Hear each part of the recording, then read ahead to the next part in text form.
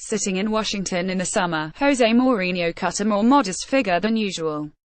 There were no bold proclamations that this would be the year Manchester United returned to the summit of English football. Rather a vow to work hard in a period of great evolution in the Premier League. Hardly classic Special One fodder. But behind his words, Mourinho was methodically addressing what he considered to be the greatest obstacle to his next credible title challenge. On the back of the lowest Premier League finish in his managerial career and his collapse at Chelsea, he had identified a common thread in both of those campaigns. 7 games in and things have gone almost perfectly to plan.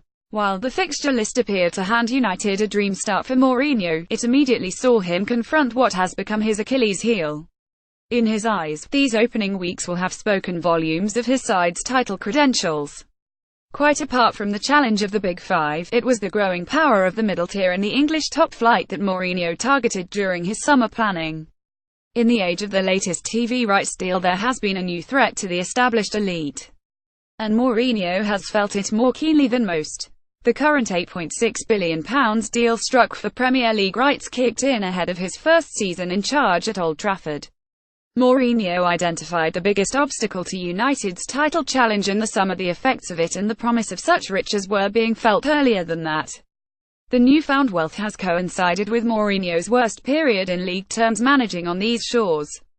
Having led Chelsea to their third title in 2 spells under him in 2015, his reign unravelled spectacularly as greater wealth democratised power in the top flight.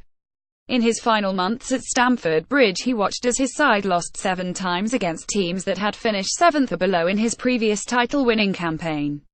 They were also held by Newcastle, relegated that same season. Manchester United chief Ed Woodward moves closer to Facebook dream, having become accustomed to bullying the lesser lights with Roman Abramovich's backing. Mourinho was caught out by the greater distribution of wealth.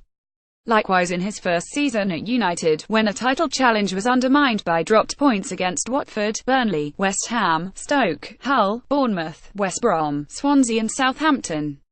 Which is why he has embraced victories against West Ham, Swansea, Leicester, Everton, Southampton and Crystal Palace so enthusiastically this term. Rather than questioning what will happen when United come up against their expected title rivals like Manchester City, Chelsea and Tottenham, Mourinho has been encouraged that he has addressed the vulnerability that cost him so dearly at Chelsea and in his first year at Old Trafford. United have made a near-perfect start to the season, but for the draw at Stoke, it would have been the perfect start. And compared to the corresponding fixtures last season, United are already 6 points better off, having collected 19 points, as opposed to 13.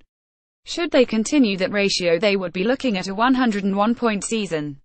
Not even Mourinho could allow himself to dream of such figures, but in these early stages of the campaign, the hard work he spoke of in Washington has paid off.